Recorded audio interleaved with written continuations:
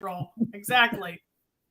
Hey, everybody, it's Kevin and Kristen. We were just talking about basketball terms on the background, just throwing a pick and roll here for us in the pharmacy world. So, Kristen is going to set the screen. I'm going to roll around it, and she's going to pass it to me for an easy lay in. And hopefully, we can do the exact same for you guys in utilizing pivotability and seeing where these opportunities kind of lie in the lab services and point of care testing space. I'm going to hit the reel, and we'll be back to tell you more.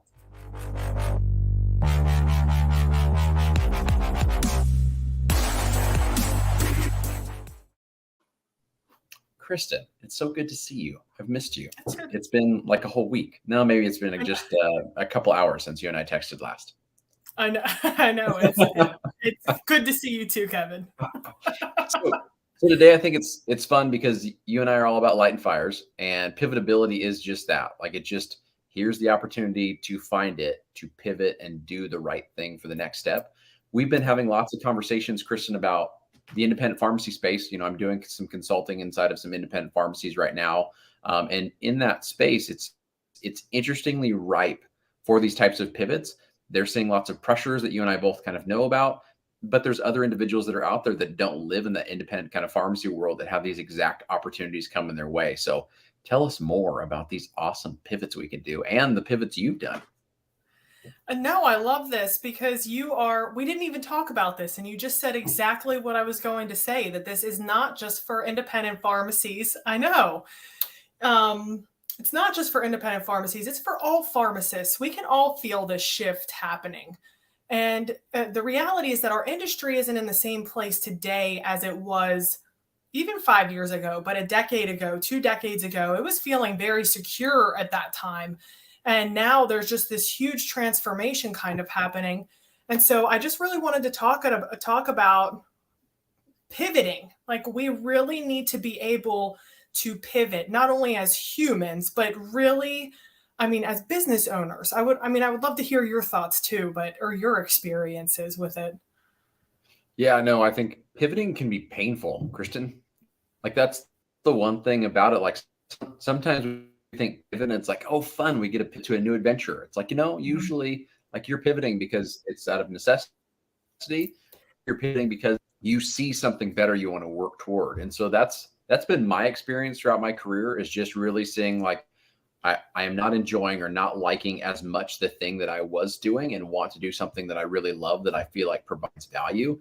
And I think, especially going to APHA, Kristen, and talking to so many people, like, that's our entire profession, like really looking like, how can we provide value? The other day we were talking to Jaron Stout and team, and then Thea and I will talk kind of later about, collaborative practice agreements and service agreements and all the things that we can do to be able to say, here's the ability for you to do more, with that skill set, and for it not to be a burden on those care providers that you're kind of coordinating with. So I'm really hopeful that, you and I can tie that in from a pivot standpoint of lab services and point of care testing. Like, to me, it is wild out there, Kristen, that there's so many people we talk to that have no idea that this is actually available as a pivot in general, because that's the first step. When you're looking to pivot, you got a problem, typically you're looking for the next place to go, and not knowing that this is even available, it limits your options.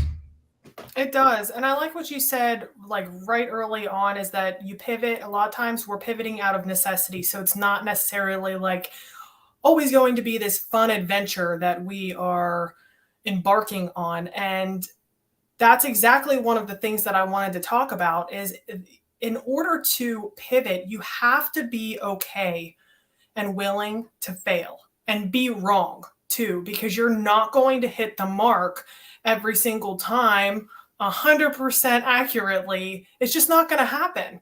And especially as type A pharmacists, that doesn't sit well more times than not. But we need to be willing to do that, right? We need to be willing to embrace the change and really just be okay that there is going to come a time where we might look really stupid on something that we did, or it's not going as well as we had anticipated. And so those are definitely some of my points. And yeah, with testing, it's a huge pivot. And this pharmacy whether you're in a physical pharmacy, own a physical pharmacy, it doesn't matter. But pharmacy in general, blended with lab services, is a business that is evolving and happening right before our eyes. So it's either you're getting into it now early on, or you're just going to kind of wait. And from my experience with COVID, there were so many people coming to me wanting to do COVID testing, but they let their list of questions, get in the way of ever actually launching the thing. They never ended up doing COVID testing because they had too many questions. They didn't know how. They didn't want to pay for somebody to teach them how. They were convinced that it wasn't going well. How do we know how big of a thing this is going to be? How do we know how long it's going to last? And that's one of the biggest things. You don't know. Nobody has the answers, but if you prepare yourself enough to try to embrace the potential opportunity, you might hit that grand slam.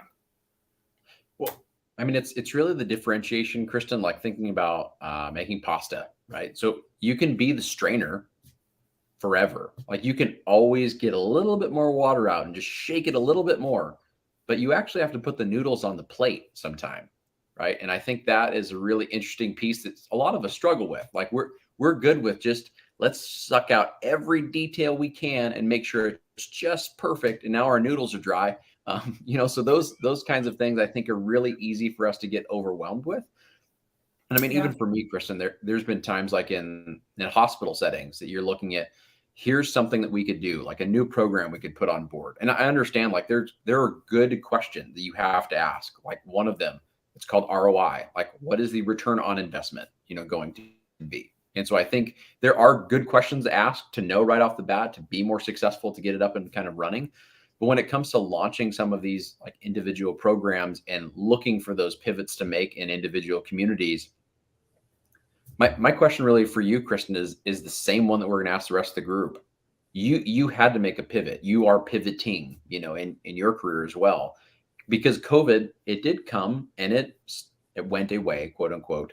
And so we're seeing a huge, dramatic decline in those testing kind of components.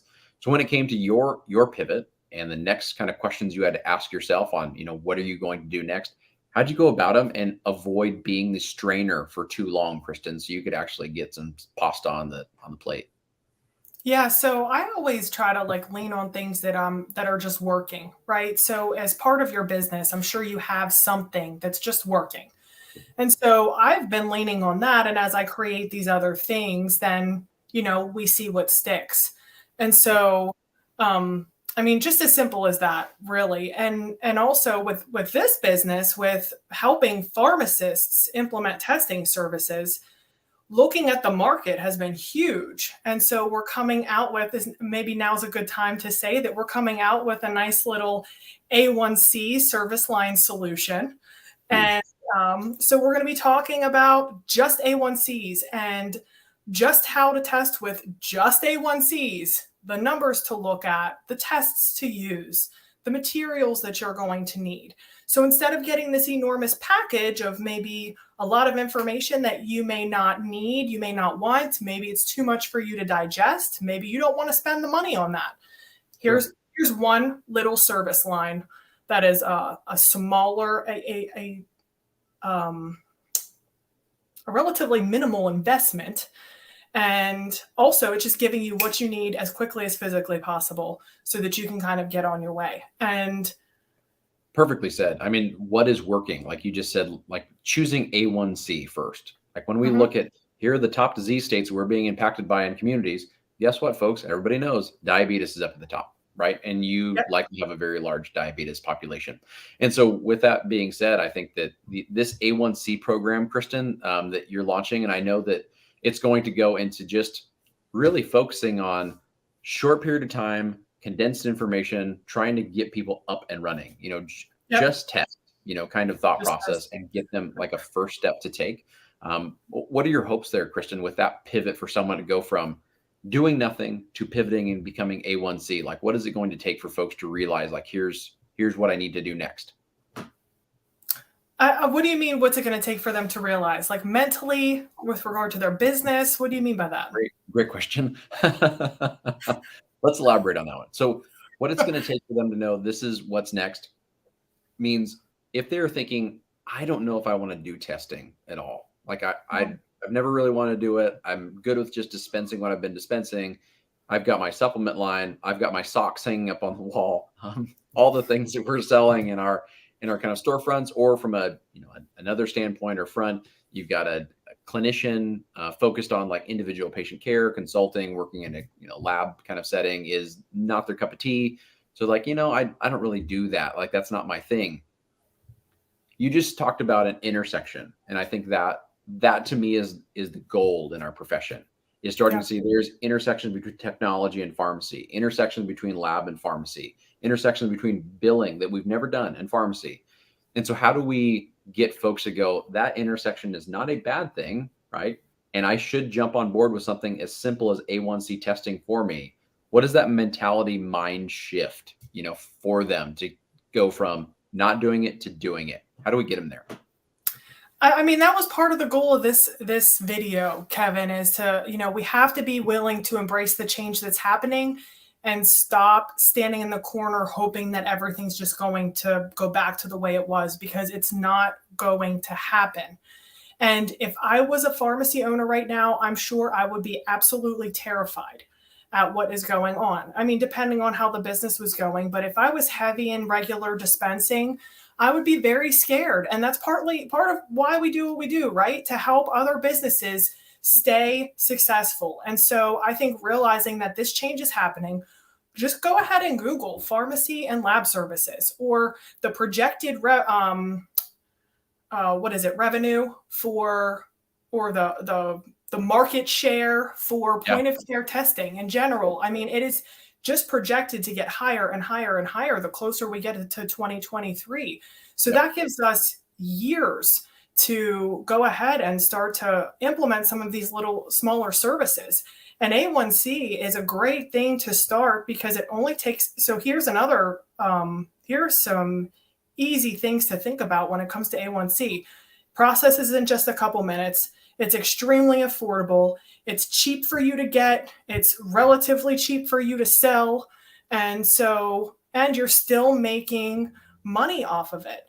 And it's something that you don't have to do. You train your staff to do it, or you hire somebody like me to train your staff to do it. And literally one patient, $30, $30 profit, somebody else in your staff is doing it less than 10 minutes all the way around through the service. I mean, what could that look like if you started cranking out some A1C tests? And we're not even talking about bumping that ROI with other services that you're talking about after you've done the A1C test. So I just think that really being willing to pivot and kind of getting out of your own way and embracing this change that is clearly happening is huge for people who want to get into the testing space. And A1C is a year-round thing that you can be testing for. So not to mention, like you said, everybody has a ton of diabetics in their communities, in their businesses. And so the opportunities are truly endless with just that one singular test. The one thing I was going to ask you, Kristen, because you probably have a better beat on it than I do, is this: when I'm looking in industry and I'm seeing someone that they don't have to be in pharmacy at all, they could be in anything, but if they're doing things except well and seeing a high level of success, I'm usually looking at them and saying, what are they doing that I can be able to emulate or do something like them? When I think of the independent world, and when I think of consultants in general, the ones that are very successful, they're integrating all of these different services, including lab services, into their workflows one way or another. I mean, it doesn't matter if it's a loss leader for them. If they're saying like, I'm just going to do this, which it is not. It has great margins, so you can just jump into it and make revenue.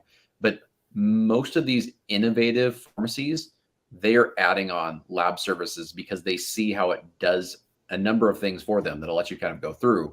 But it does a number of things for them in terms of they become a health hub for their community. So now that attaches everything else to it. It's another revenue stream for margins. It allows them to utilize their footprint there to have an existence and actually make money off of that footprint rather than just paying for it to exist there. And it's giving more opportunities for staff that don't want to work at other places. Now they can do something that is more interesting, innovative, and worth their time, frankly, to be able to do this kind of participation. So, at least to me, when it comes to that mindset shift, if you're looking to be the best, you want to be able to see what the best are doing, and they're doing lab services and point of care testing. But Kristen, thoughts on that? Are you seeing similar trends out in the industry that I am? Yeah, absolutely. One of the largest pharmacy chains has hired primary care doctors and interning not just their already existing clinics, but their plans of expanding into the clinic or wellness or health hub space is right on the internet. You can just go and search it. So I've had some independent pharmacy owners say to me, well, Kristen, I don't want to do what they're doing. I don't want to, maybe I don't want to compete with them, or they're right around the corner, so I have to do something different. And I'm like, no, if the biggest pharmacy chain or one of the biggest pharmacy chains is doing this, this means that that's exactly where this industry is going, and you need to get on board somehow, in some fashion, however it is that you might want to do it. But I think that's just how I look at it. It's a big indicator to where we're going. Well, I mean, and I know we're running up on time here, but just talking adoption curves, so if we're talking to pharmacists, pharmacy technicians, pharmacy students listening and trying to go like, okay, I need to listen to a show like this because I need to know about what's happening in this space that I'm not familiar with from my previous training. One thing that you see in every industry is an adoption curve. Typically, the big players that Kristen's talking about, they are not the early adopters. They're usually later on the chain. So what does that mean for most of the folks that are in the space that haven't done it yet?